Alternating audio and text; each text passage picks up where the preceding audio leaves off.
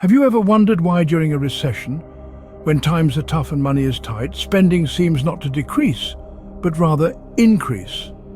It's a paradox that baffles many. As economies dip and unemployment rates climb, logically, we'd expect the purse strings to tighten, the wallets to close.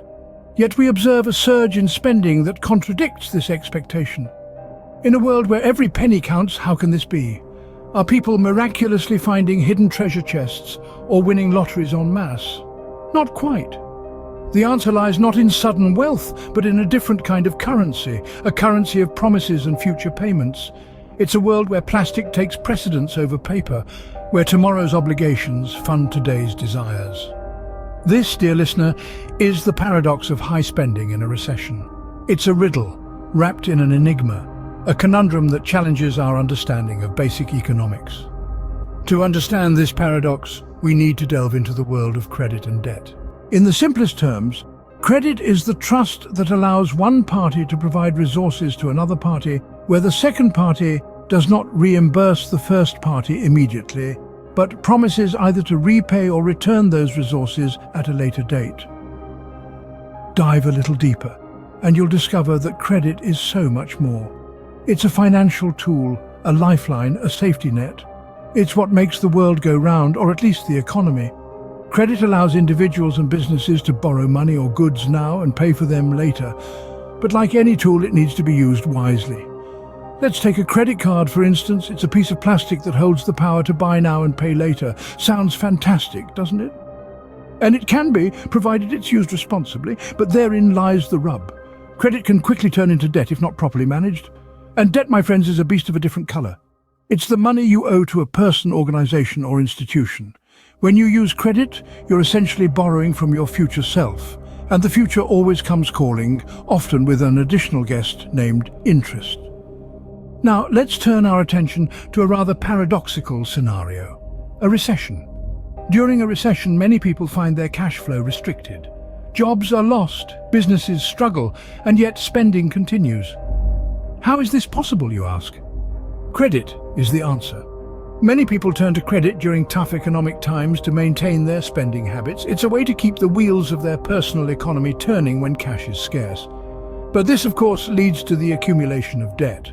The use of credit and the accumulation of debt are like two sides of the same coin. They're intertwined in a delicate dance that can either propel an individual or an economy forward, or send them spiraling into a cycle of debt. So, even in a recession, when cash flow might be low, credit allows for continued spending, leading to the accumulation of debt. Now, what does this mean for an economy in a recession? Let's take a closer look. As we've established, credit and debt are instrumental in stimulating spending during economic downturns.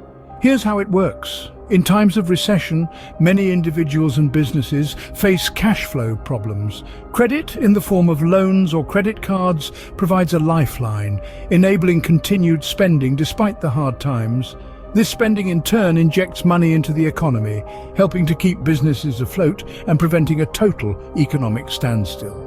Moreover, this increase in spending can stimulate economic growth, leading to job creation and eventually pulling the economy out of the recession. However, this is a delicate balance. Too much debt can lead to financial instability, and if not managed properly, it can exacerbate the recession. Yet, when used judiciously, credit and debt can serve as valuable tools in navigating economic downturns. Therefore, while it might seem counterintuitive, high spending during a recession, fueled by credit and debt, can play a crucial role in economic recovery. To recap, the paradox of high spending during a recession can be explained through the lens of credit and debt. You see, when times are tough and money is scarce, people often turn to credit to maintain their lifestyle. This results in increased spending despite the overall economic downturn. However, this reliance on credit also leads to an accumulation of debt.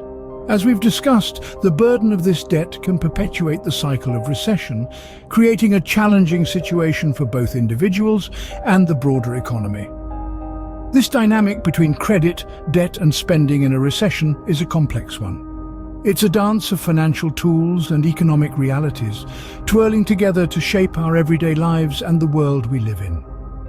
In the end, understanding these financial tools and their impact on the economy can help us make sense of seemingly paradoxical economic behaviors. Don't forget to like, share, and subscribe for more insights into the world of economics.